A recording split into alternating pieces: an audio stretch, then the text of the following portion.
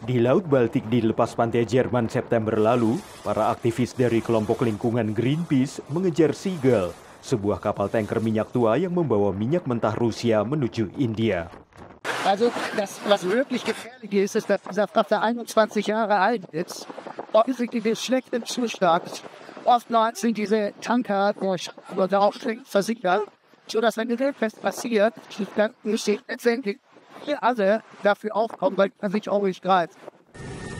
Kelompok negara industri G7 bersama Australia dan Uni Eropa memberlakukan batas harga minyak Rusia sebesar $60 per barrel pada Desember 2022 sebagai respons atas perang Rusia terhadap Ukraina. Batas harga itu harus dipatuhi oleh setiap kapal yang memakai layanan negara barat seperti asuransi dan servis. Rusia merespons dengan membentuk apa yang disebut armada bayangan tanker yang sudah tua dan tidak memiliki hubungan dengan negara barat, memungkinkannya untuk menjual minyak ke seluruh dunia, sebagian besar ke Tiongkok dan India. Jumlah armada ini diperkirakan mencapai hampir 600 kapal. Negara-negara barat telah menjatuhkan sanksi terhadap perusahaan-perusahaan pelayaran atau kapal-kapal individu. Namun sebuah laporan dari Kyiv School of Economics yang diterbitkan Oktober lalu menyebutkan armada bayangan ini terus bertambah dan kini mengangkut hingga 70% minyak dari Laut Rusia.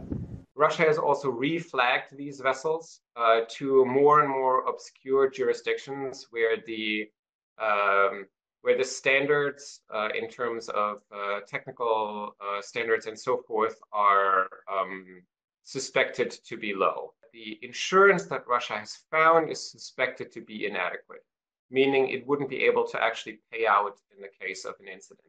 And we've already had several close calls.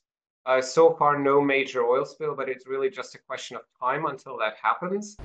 Negara-negara pesisir menyatakan kekhawatiran atas keselamatan dari tumpahan minyak.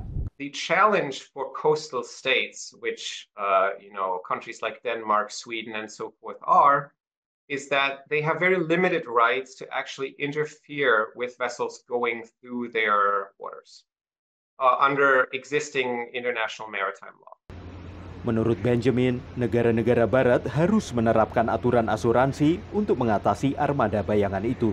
First of all, generate transparency with regards to this oil spill insurance, because right now we know precious little about it. If a vessel refuses to provide this information, or if it's not adequately insured, then it should be sanctioned and basically removed from commercial operations.